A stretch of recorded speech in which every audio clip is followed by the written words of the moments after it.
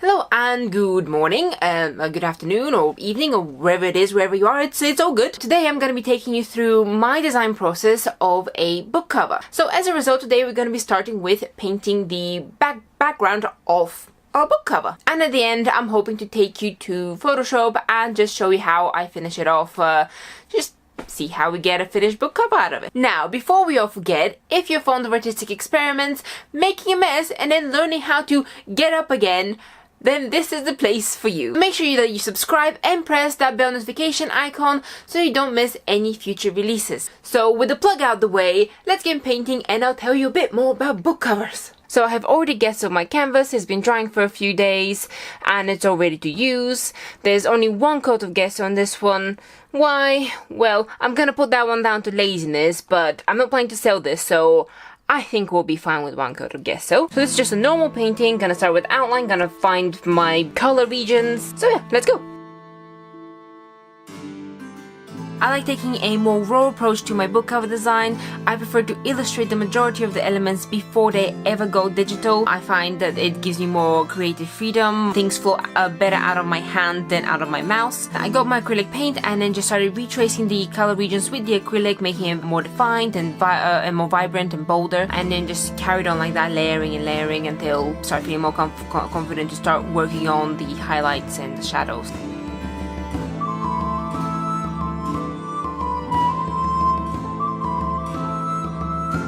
I find it very useful to focus on the shadows and the highlights individually. For this particular piece, I found it much easier to say, okay, my shadows are here, my highlights are here, and then layer them and merge them gradually.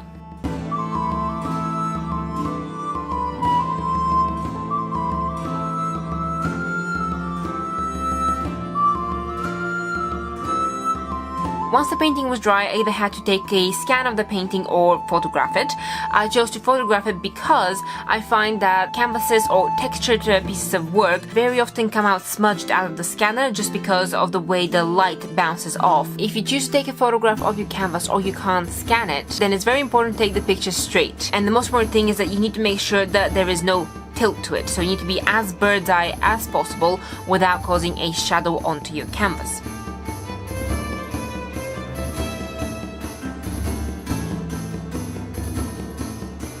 Regardless of whether you take a photo or a scan, the colors will unfortunately wash out a little bit from what you've painted, so you will have to do some color balancing on Photoshop anyway. It's very important to try out different tones. This painting was painted in a very vibrant tone, but that doesn't mean that the actual book cover wouldn't benefit from it actually looking vintage. So now that I'm satisfied with the background, we need to actually start adding elements to make it look like a book cover. I'm not doing anything overly complicated. I have selected a font that I think works with this book and I have shaped it so it looks pleasing to the eye. These illustrations I created specifically to appear throughout the book itself, so reusing them on the book cover actually worked really well because it links the whole piece together from the front cover throughout the book and to the end. If you wish me to do a video on how to create these sort of graphics, then let me know down in the comments below, okay?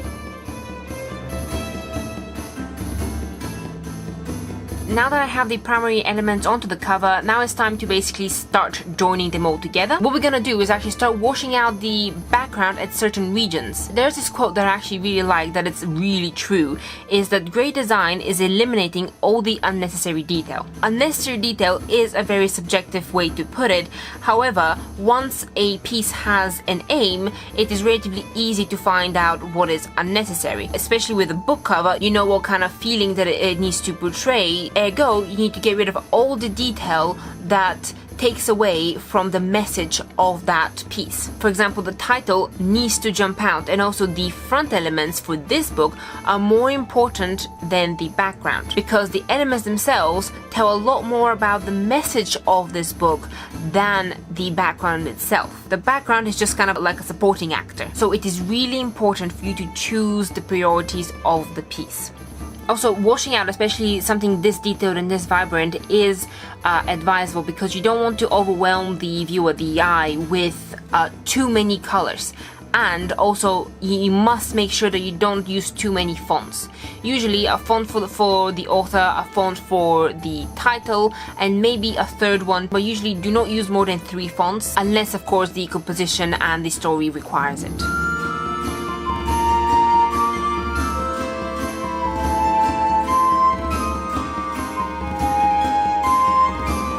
This particular book is written in an A4 landscape format, so it's like a booklet. However, it is very useful for the client to have a portrait version of their cover despite it being in the landscape format, primarily because of promotional materials. With the portrait version, it is important not to lose the essence of the book cover that you have just created.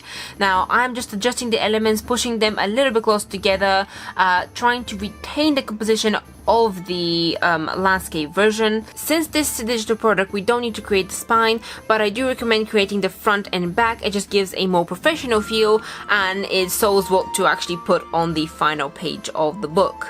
And also having the back cover is useful for promotional purposes as well. Alright, so this is the completed book cover and I'm actually quite happy with it, especially in comparison to what it used to look like, because I did do a version of this cover with a reference photo that I got off a royalty-free website. However, I don't know whether you would agree with me, but the illustrated version looks a lot more, I don't know, it feels like it has more spirit, it connects more to the soul of the book, and I absolutely do not regret spending the time to actually improve this cover. I think this cover works beautifully with the rest of the book. You see the illustrations match the beginning, although they would because I created them, but I think it was absolutely the right decision to include the elements at the front. Also, the back. This is what the back looks like. I wanted to keep it rather simple. The title is back there. It's like, it works very well as a band if we were to ever go to print. It works very well when, okay, the background is very detailed, it's very intricate, so the elements at the front need to be more simplistic, otherwise it is way too overwhelming. So having this sort of contrast of really detailed and really vibrant, you know, the sun coming through, the colors are there, and then just going back to black and white and just simple, crisp shapes and boxes and stuff like that, I think actually works very well, so I'm quite happy with that. Actually, in comparison to the old last page, as you see, the text here is a bit too flaky, like it resembles handwriting more, so it doesn't work as well. And here, because this is a cloud instead of a box, it is not as present in the piece, so it gets a bit more lost. So this is sort of a comparison between crisp and cloudy, let's call it. This is cloudy and this is crisp. So yeah, this was a relatively straightforward book cover design. Let me know if you want me to do more videos on how I actually, you know, design graphics, design book covers, so basically any of the illustrator part of what I'm doing. In the meantime, make sure you press that bell notification icon so you don't miss any of my future releases, and I will see you next time. Thank you for joining me.